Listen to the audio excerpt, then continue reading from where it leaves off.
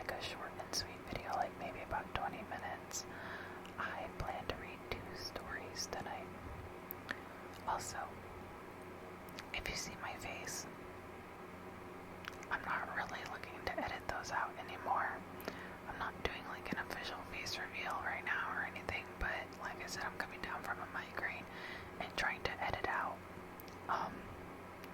a lot of things right now. Doesn't really feel like I have the mental energy to do that, to like comb through it and edit it out. So I'm hoping I can do this in 1 take or 3 takes, because this is my 3rd take. So we're just gonna gloss over if you see how rough looking I am, and maybe one day I'll actually look presentable enough to do a face reveal. So let's get on with the bedtime stories.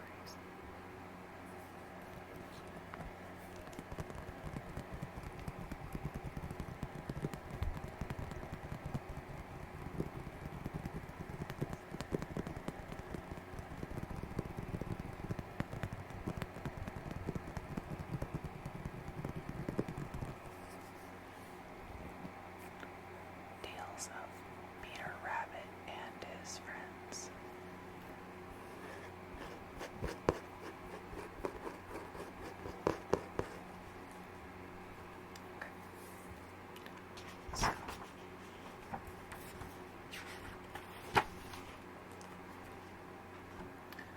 Okay, so I know I read The Tale of Peter Rabbit, like the original story, and I believe I also read The Tale of Squirrel Nutkin.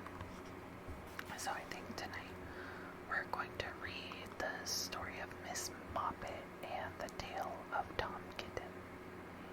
Those are one right after the other, so we're going to go to page 93, 93, 93, 93, 93, 93, 93, 93, 93. 93. Almost there. There we go. The story of Miss Moppet.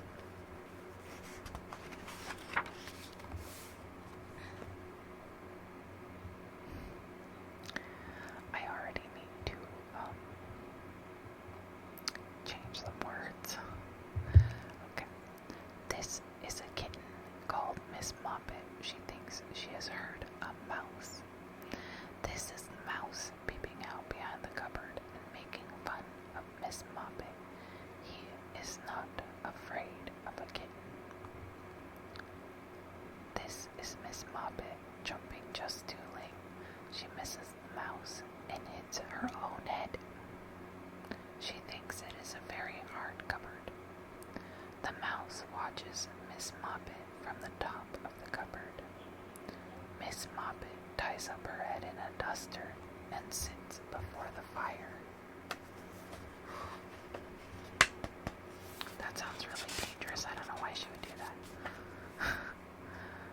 The mouse thinks she is looking very ill. He comes sliding down the bell pull. Miss Moppet looks worse and worse. The mouse comes a little nearer. Miss Moppet holds her poor head in her paws and looks at him through a hole in the duster. The mouse comes very close. And then all of a sudden, Miss Moppet jumps up on the mouse. And because the mouse has teased Miss Moppet thinks she will tease the mouse, which is not at all nice of Miss Moppet. She ties him up in the duster and tosses it about like a ball. But she forgot about that hole in the duster, and when she untied it, there was no mouse. He has wriggled out and run away, and he is dancing a jig on top of the cupboard. The end. Okay, that one was actually really short. I might end up doing 3 stories tonight if The Tale of Tom Kitten is just as short. Alright. And now The Tale of Tom Kitten. Once upon a time, there were 3 little kittens, and their names were Mittens, Tom Kitten, and Moppet. They had dear little fur coats doorstep and played in the dust. But one day their mother, Mrs. Tabitha Twitchit, expected friends to tea, so she fetched the kittens indoors to wash and dress them before the fine company arrived. First she scrubbed their faces, then she brushed their fur, then she combed their tails and whiskers. Tom was very naughty, and he scratched. Mrs. Tabitha dressed Moppet and Mittens in clean pinafores and tuckers, and then she took all sorts of elegant, uncomfortable clothes out of a chest of drawers in order to dress up her son Thomas.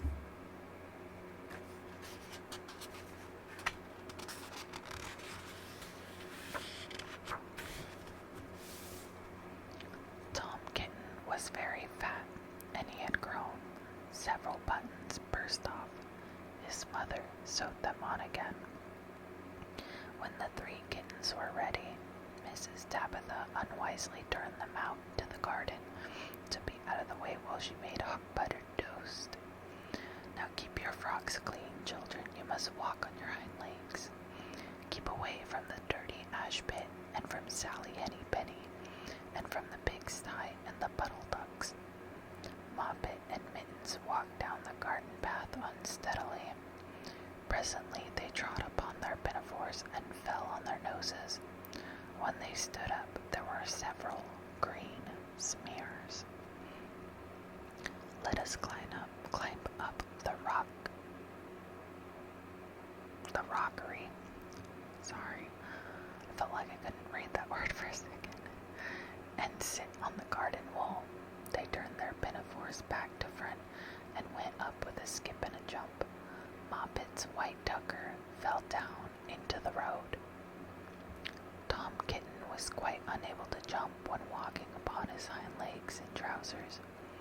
He came up the rockery by degrees, breaking the ferns and shedding buttons left and right. He was all in pieces when he reached the top of the wall. Moppet and Mittens tried to pull him together. His hat fell off, and the rest of his buttons burst.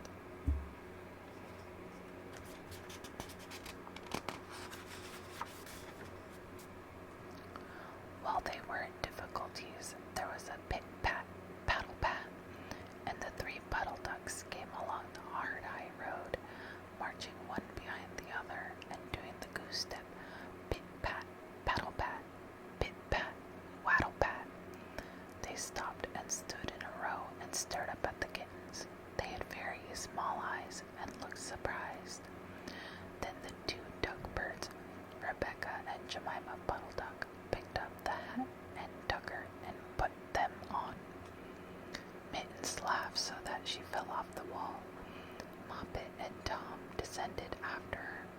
The pinafores and all the rest of Tom's clothes came off on the way down. "Come, Mr. Drake Puddle Duck," said Moppet. "Come and help us to dress him. Come and button up Tom." Mr. Drake Puddle Duck advanced on a slow sideways manner and picked up the various articles. But he put them on himself. They fitted him even worse than Tom Kitten. "It's a very fine morning," said Mr. Drake Puddle Duck.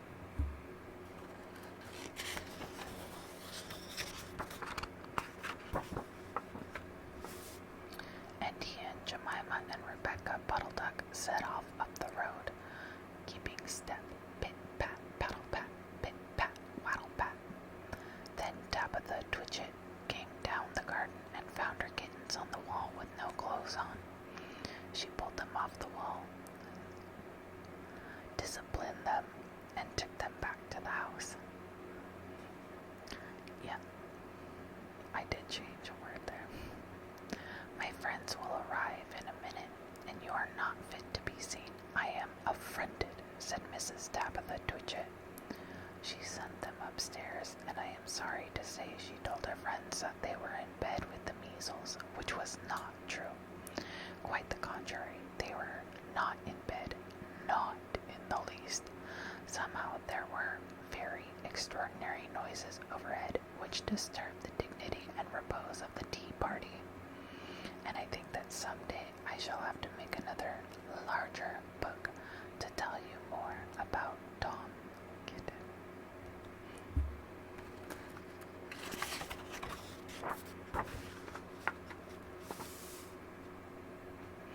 As for the puddle ducks, they went into a pond.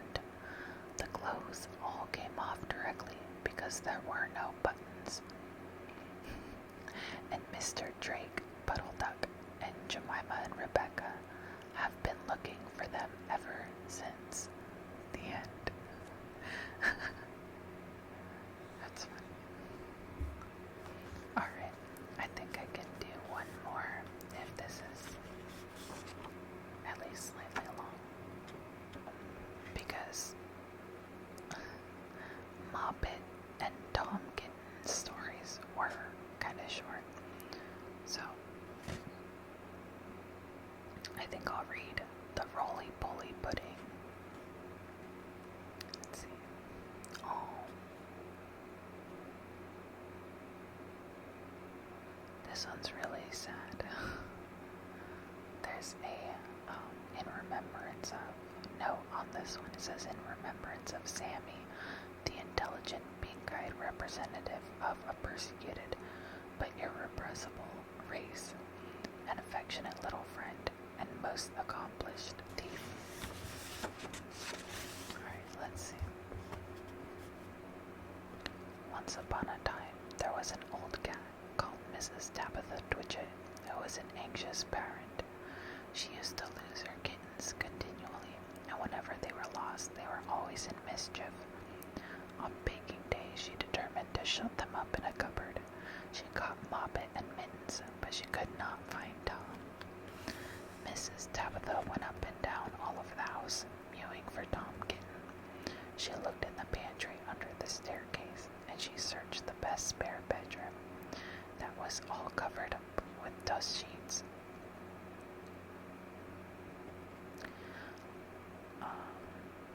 She went right upstairs.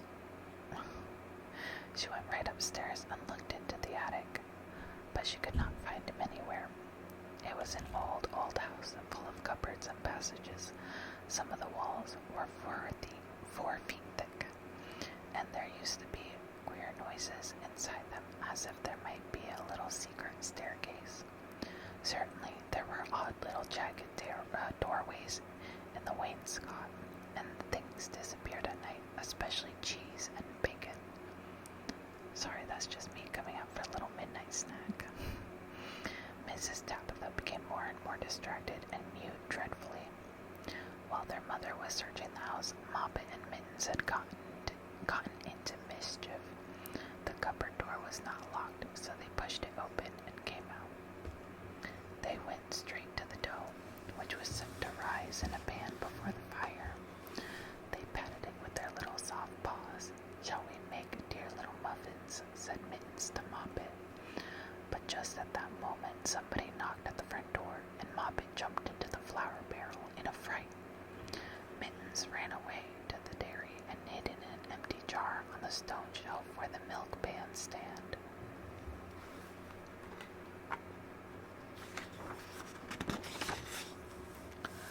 The visitor was a neighbor, Mrs. Ribby. She had called to borrow some yeast. Mrs. Tabitha came downstairs mewing dreadfully. "Come in, Cousin Ribby, come in and sit you down." "I'm in sad trouble, Cousin Ribby," said Tabitha, shedding tears. "I've lost my dear son Thomas. I'm afraid the rats have got him." She wiped her tears with her apron. "He's a bad kitten, Cousin Tabitha. He made a cat's cradle of my best bonnet last time I came to tea. Where have you looked for him?" "All over the house. The rats are too many for me. What a thing it is to have an unruly family," said Mrs. Tabitha Twitchit. "I'm not afraid of rats. I will help you to find him and whip and discipline him too. What is all that soot in the fender?" Sorry, I had to censor a word there. "The chimney wants sweeping." "Oh dear me, Cousin Ribby, now Moppet and Mittens are gone. They have both got out of the cupboard." Ribby and Tabitha set to work to search the house thoroughly again. They poked under the beds with Ribby's umbrella, and they rummaged in cupboards. They even fetched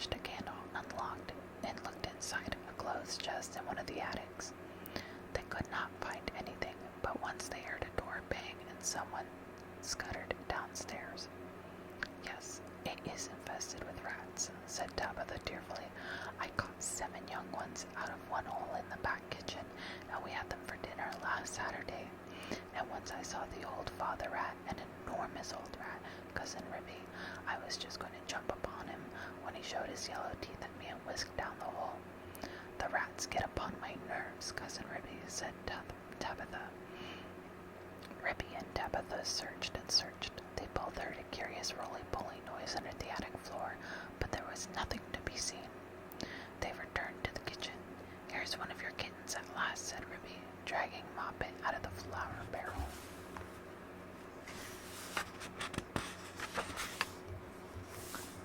They shook the flour off her and set her down on the kitchen floor. She seemed to be in a terrible fright. Oh, mother, mother, said Moppet. There's been an old woman rat in the kitchen, and she's stolen some of the dough. The two cats ran to look at the dough pan. Sure enough, there were marks of little scratching fingers, and a lump of dough was gone. Which way did she go, Moppet? But Moppet had been too much frightened to peep out of the barrel again. Ribby and Tabitha took her with them to keep her safely in sight while they went on with their search. They went into the dairy. The first thing they found was Mittens hiding in an empty jar. They tipped over the jar, and he scrambled out. Oh, mother, mother, said Mittens. Oh, mother, mother, there's been an old man rat in the dairy, a dreadful, enormous big rat, mother, and he's stolen a pat of butter in the rolling pin. Ribby and Tabitha looked at one another. A rolling pin and butter. Oh, my poor son Thomas, explained Tabitha, wringing her paws. A rolling pin, said Ribby. Do we not hear a roly-poly noise in the attic when we were looking into that chest? Ribby and Tabitha rushed upstairs again. Sure enough, the roly-poly noise was still going on quite distinctly under the attic floor. This is serious, Cousin Tabitha, said Ribby. We must send for John Joyner at once with a saw. Now, this is what had been happening to Tom Kitten, and it shows how very unwise it is to go up a chimney in a very old house where a person does not know his way and where there are enormous rats.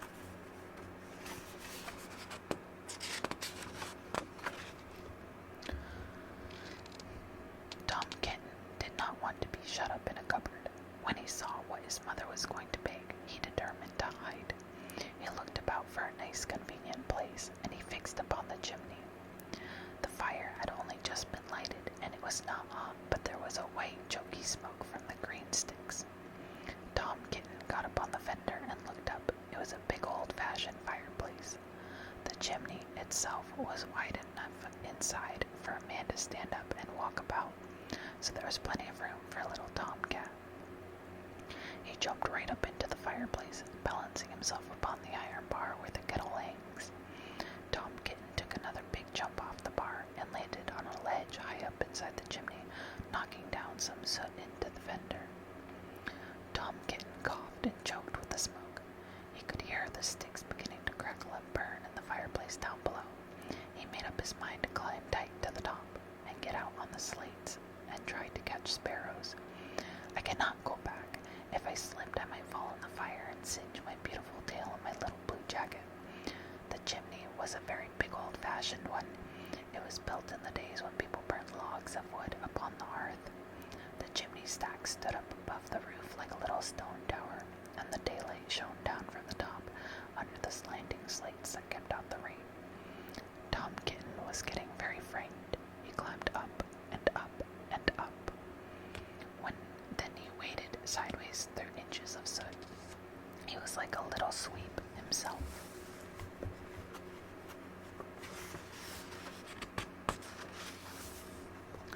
It was most confusing in the dark. One flue seemed to lead into another. There was less smoke, but Tom Kitten felt quite lost.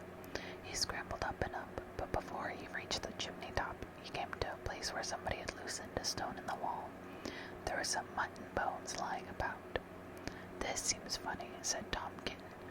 Who has been gnawing bones up here in the chimney? I wish I had never come. And what a funny smell. It is something like mouse, only dreadfully strong. It makes me sneeze, said Tom Kitten. He squeezed through the hole in the wall and dragged himself along a most uncomfortably tight passage where there was scarcely any light. He groped his way carefully for several yards. He was at the back of the skirting board in the attic. Where there is a little mark in the picture.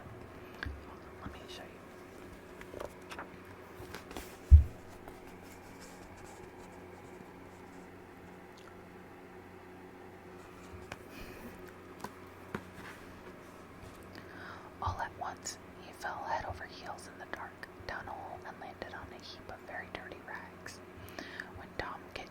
himself up and looked about him.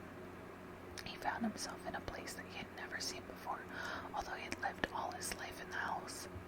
It was a very small, stuffy, fusty room, with boards and rafters and cobwebs and lathe and plaster.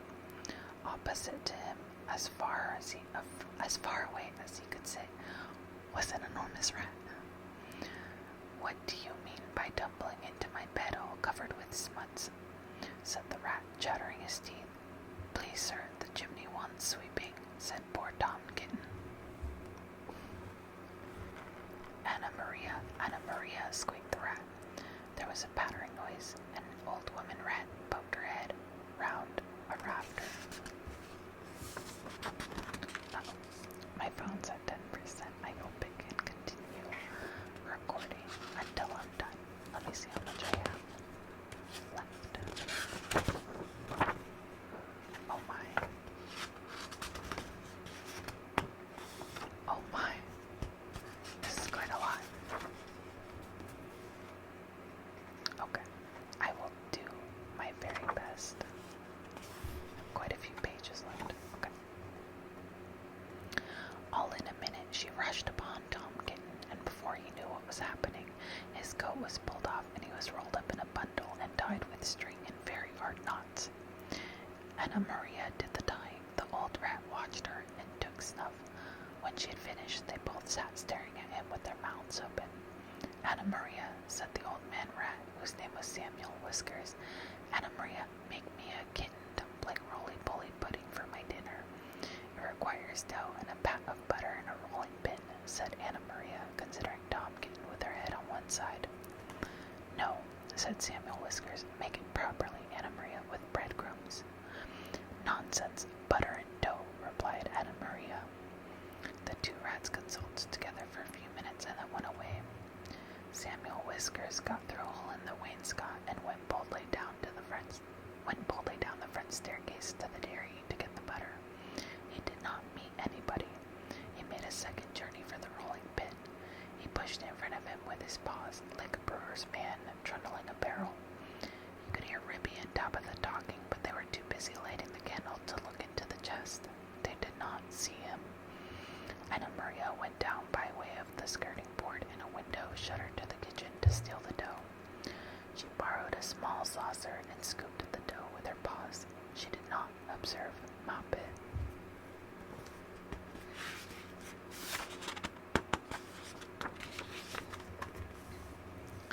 While Tom Kitten was left alone under the floor of the attic, he wriggled about and tried to mew for help. But his mouth was full of soot and cobwebs, and he was tied up in such very tight knots, he could not make anybody hear him, except a spider who came out of a crack in the ceiling and examined the knots critically from a safe distance. It was a judge of knots because it had a habit of tying up unfortunate blue bottles. It did not offer to assist him. Tom Kitten wriggled and squirmed until he was quite exhausted. Presently the rats came back and set to work to make him into a dumpling. First they smeared him with butter, and then they rolled him in the dough. Will not the string be very indigestible? Indigestible. I can read, I swear. Will not the string be very indigestible, Anna Maria? Inquired Samuel Whiskers. Anna Maria said she thought that it was of no consequence, but she wished that Tom Kitten would hold his head still as it disarranged the pastry. She laid hold of his ears. Tom Kitten bit and spit and mewed and wriggled, and the rolling pin went roly-poly, roly-poly, roly. The rats each held an end.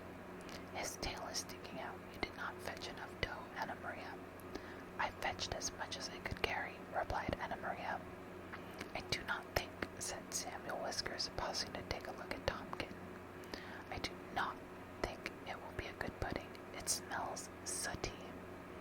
Anna Maria was about to argue the point when all at once there began to be other sounds up above, the rasping noise of a saw and the noise of a little dog scratching and yelping. The rats dropped the rolling pin and listened attentively. We are discovered and interrupted, Anna Maria. Let us collect our property and other people's and depart at once. I fear that we shall be obliged to leave this pudding. persuaded that the knots would have proved indigestible, whatever you may urge to the contrary. Come away at once and help me to tie up some mutton bones in a counterpane, said Anna Maria. I've got half a smoked ham hidden in the chimney.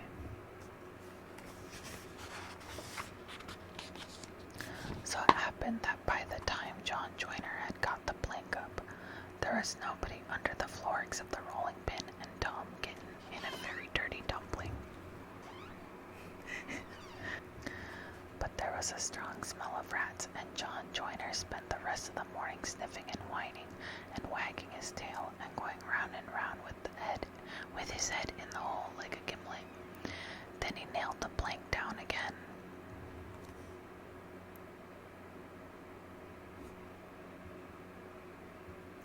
Sorry, just got a warning on my phone. Then he nailed the plank down again and put his tools in his bag and came downstairs. The cat family had quite recovered. They invited him to stay to dinner.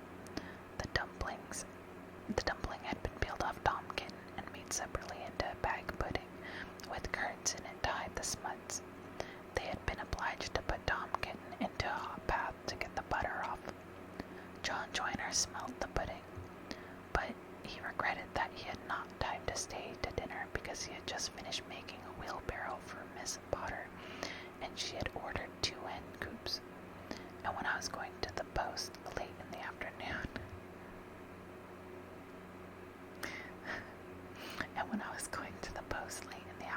I looked up the lane from the corner, and I saw Mr. Samuel Whiskers and his wife on the run, with big bundles on a little wheelbarrow which looked very, very like mine. They were just running in at the gate to the barn of Farmer Potatoes. Oh, they were just turning in at the gate to the barn of Farmer Potatoes. I have my glasses on, but I'm still having a hard time reading this. I'm just gonna chalk it up to the migraine.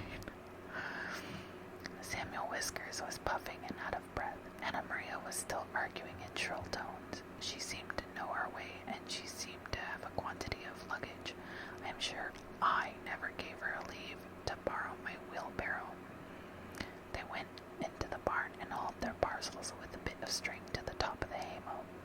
After that, there were no more rats for a long time at Tabitha Twitchett's. As for Farmer Potatoes, he has been driven nearly distracted. There are rats and rats and rats in his barn. They eat up the chicken food and steal the oats and bran and make holes in the meal bags. And they are all descended from Mr. and Mrs. Samuel Whiskers, children and grandchildren and great-grandchildren. There's no end to them.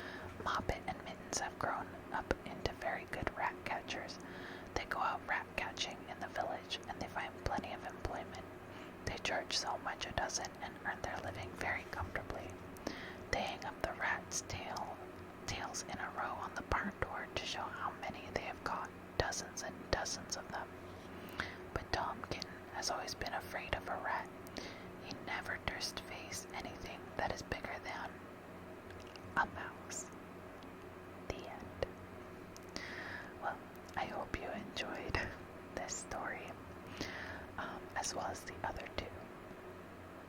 And I hope you have sweet